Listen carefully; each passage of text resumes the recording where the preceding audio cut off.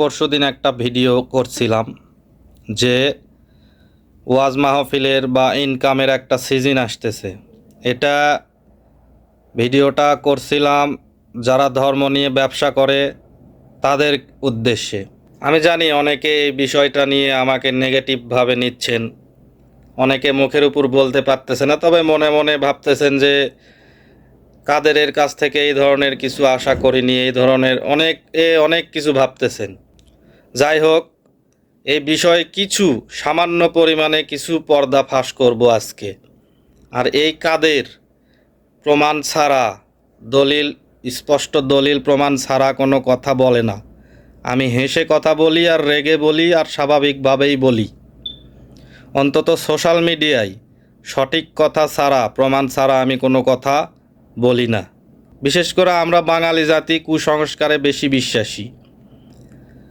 যদি আমি সুন্দর দাড়ি রেখে দাড়িতে কালার করি, চুলে কালার করি, মেহেদি মাখিয়ে সুন্দর টুপি জুব্বা লাগিয়ে যদি আমি বলি ওটা গোবর না, ওটা আধুনিক চকলেট, বাঙালিরা সেটাই বিশ্বাস করে। আপনার নিজেরও তো জ্ঞান বিবেক বুদ্ধি দিছে আল্লাহ নাকি? অমুক এত সুন্দর একজন বক্তা, অমুক বলছে তাই সত্যি। আর আল্লাহ যে এত কিছু বলল, কোরআনে এত হাজার আয়াত নাজিল করলো, তাতে আপনাদের কোনো কোনো দৃষ্টি নাই। অমুক বলেছে এটাই সত্যি। যাই হোক, কথা বাড়াবো না। এই ধর্ম নিয়ে যারা ব্যবসা করে, আমি আবারও বলছি, সবাইকে কিন্তু আমি সবার উদ্দেশ্যে কথা বলিনি, শুধু যারা ধর্ম নিয়ে ব্যবসা করে তাদের উদ্দেশ্যে আজকে আমার ভিডিও। আর যারা এই ফাঁদে পা দিয়ে তাদেরকে সহযোগিতা করে তাদের উদ্দেশ্যে। তো আমি কোরআন থেকে কিছু আয়াত পাঠ করি। আগে প্রথমে আপনাদেরকে পাঠ করে শুনাই। 2 নম্বর সূরা বাকারার 41 এবং 42 নম্বর আয়াত, 2 আয়াত একসাথে পাঠ করব। এখানে আল্লাহ বলতেছে হযরত মুহাম্মদ সাল্লাল্লাহু আলাইহি ওয়াসাল্লামকে, আমি যাহা অবতীর্ণ করিয়াছি তোমরা তাহাতে ঈমান আনো, ইহা তোমাদের নিকট যাহা আছে উহার প্রত্যয়নকারী, আর তোমরাই উহার প্রথম প্রত্যাখ্যানকারী হইও না, এবং আমার আয়াতের বিনিময়ে তুচ্ছমূল্য গ্রহণ করিও না। তোমরা শুধু আমাকেই ভয় করো, তোমরা সত্যকে মিথ্যার সহিত মিশ্রিত করিও না, এবং জানিয়া শুনিয়া সত্য গোপন করিও না। এখানে ওয়াজ মাহফিলে কার কথা হয়? আল্লাহর কথা হয় অবশ্যই। এখানে কোরআনের কোনো না কোনো আয়াত থেকে ওয়াজ মাহফিল, ওয়াজের বক্তব্য শুরু হয়। তো এখানে স্পষ্টভাবে বলে দিছে, আমরা যারা ধর্ম ব্যবসায়ী আছি তারা এই বিষয়টা গোপন রাখি। এই জন্য আল্লাহ পরের আয়াতে বলছে যে তোমরা সত্যকে মিথ্যার সহিত মিশ্রিত করিও না। এই ওয়াজ জমজমাট করার ক্ষেত্রে অনেক সত্য গোপন করি আমরা ধর্ম ব্যবসায়ীরা, ঠিক আছে? এজন্য এই আয়াতটা আল্লাহ দিছে, এবং জানিয়া শুনিয়া সত্য গোপন করিও না। এই যে আল্লাহর আয়াতের বিনিময়ে, আল্লাহর এই ওয়াজ মাহফিল করি আমরা, যে আল্লাহর কথা বলি, এর বিনিময়ে তুচ্ছ মূল্য গ্রহণ করা যাবে না, এটাও আমরা কি করি? গোপন করি। এটার বিভিন্ন মাসলা তৈরি করি। এইভাবে ওইভাবে নিলে এটা হাদিয়া, পুলিশেরা নিলে ঘুষ, সরকারি চাকরিজীবীরা নিলে ঘুষ, বিভিন্ন জায়গায় যেগুলা হয় এগুলা ঘুষ, দুর্নীতি এগুলা।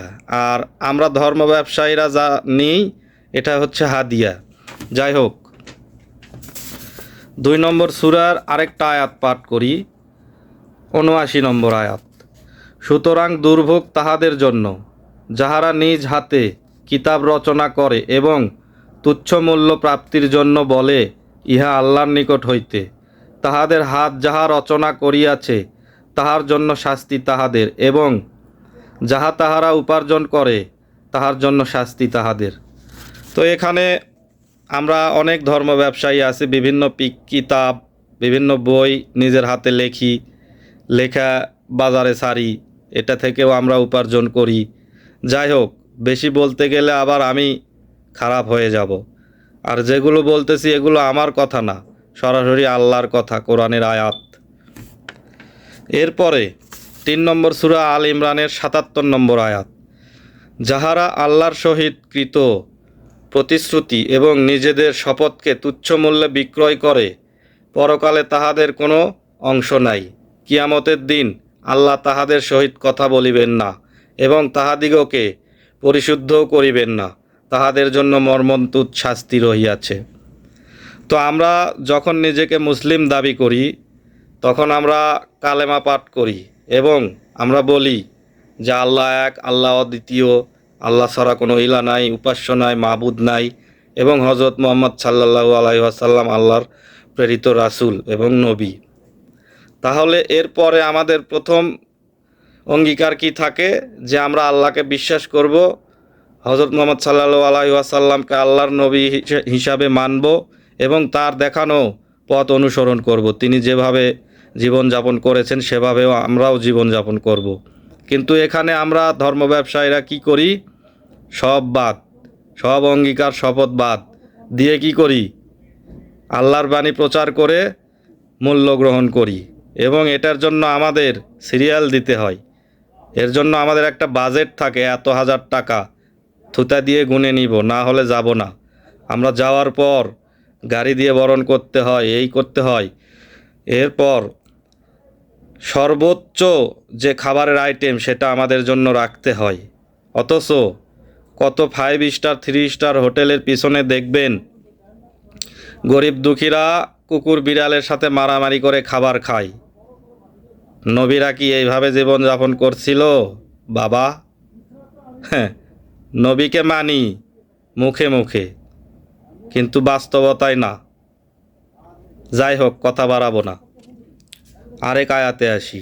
9 নম্বর সূরার হচ্ছে 9 নম্বর আয়াত। তাহারা আল্লাহর আয়াতের বিনিময়ে তুচ্ছ মূল্য গ্রহণ করে, সুতরাং তাহারা যাহা করে তা খুবই নিকৃষ্ট। ওই তো এই ধরনের আয়াত, একই আয়াত আর কি, যে আল্লাহর আয়াতের বিনিময়ে।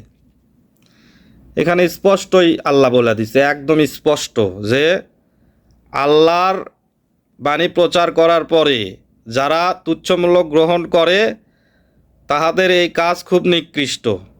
কথা বাড়িয়ে লাভ নাই, আয়াত তো স্পষ্টভাবে পাঠ করেই দিচ্ছি আপনাদের সামনে। আরও একটি আয়াত, 16 নম্বর সূরার 95 নম্বর আয়াত। তোমরা আল্লাহর সঙ্গে কৃত অঙ্গীকার তুচ্ছ মূল্যে বিক্রয় করিও না।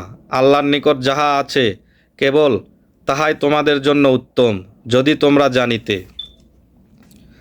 যাই হোক, প্রত্যেকটা আয়াতে আল্লাহ স্পষ্টভাবে বলছে এই তুচ্ছ মূল্য গ্রহণ করা যাবে না।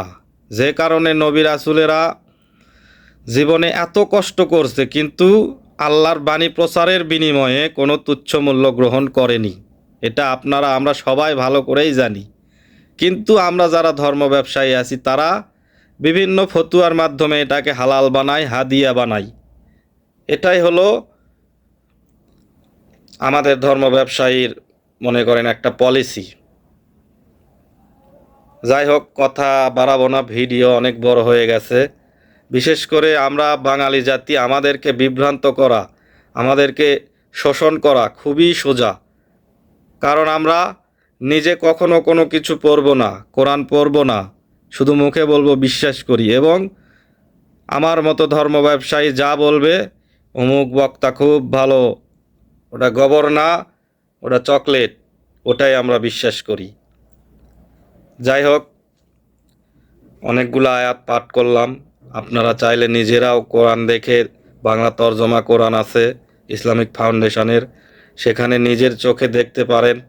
আরও হাজার হাজার আয়াত আল্লাহ দিছে, সেগুলাতে কি দিছে আল্লাহ এগুলাও পড়তে পারেন।